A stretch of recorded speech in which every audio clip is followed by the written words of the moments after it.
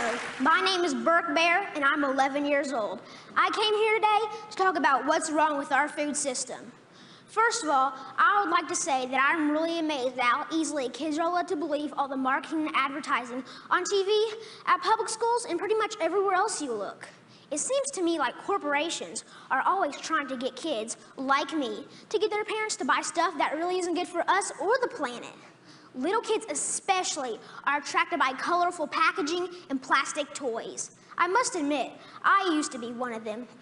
I also used to think that all of our food came from these happy little farms where pigs rolled in mud and cows grazed on grass all day. What I discovered was this is not true. I began to look into this stuff on the internet, in books, and in documentary films, in my travels with my family. I discovered the dark side of the industrialized food system. First, there's genetically engineered seeds and organisms.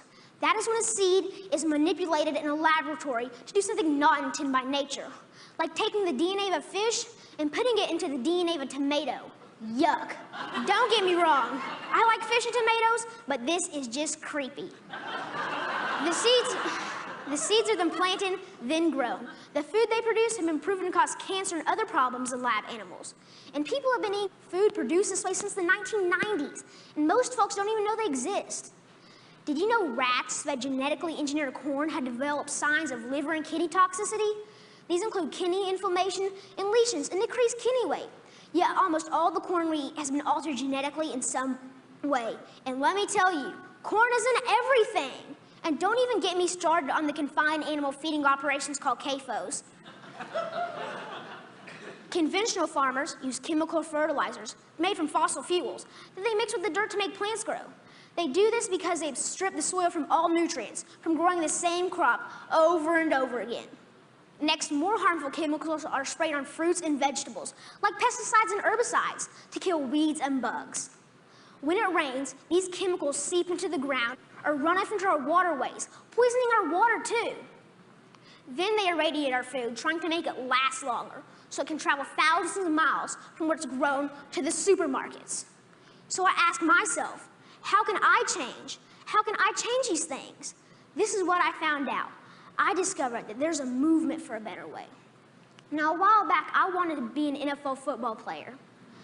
I decided that I'd rather be an organic farmer instead. That way,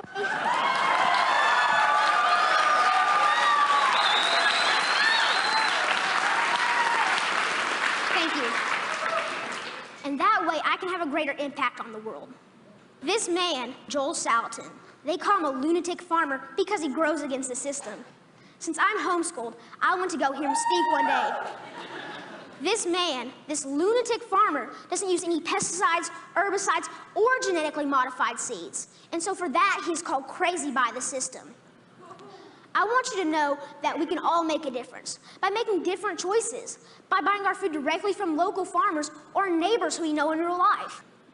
Some people say organic or local food is more expensive, but is it really? With all these things I've been learning about the food system, it seems to me that we can either pay the farmer or we can pay the hospital. I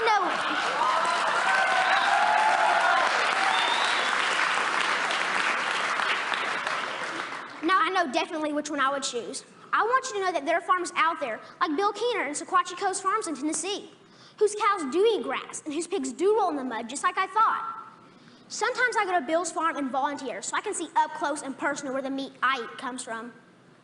I want you to know that I believe kids will eat fresh vegetables and good food if they know more about it and where it really comes from. I want you to know that there are farmers markets in every community popping up. I want you to know that me and my brother and sister actually like eating baked kale chips. I try to share this everywhere I go. Not too long ago, my uncle said that he offered my 6-year-old cousin cereal. He asked if he wanted organic toasted O's or the sugar-coated flakes. You know, the one with the big striped cartoon character on the front. My little cousin told his dad that he would rather have the organic toasted O cereal because Birke said he shouldn't eat sparkly cereal. And that, my friends, is how we can make a difference, one kid at a time. So next time you're at the grocery store, think local. Choose organic, know your farm, and know your food. Thank you.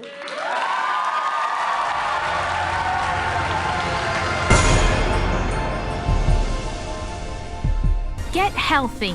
Be active. Get started.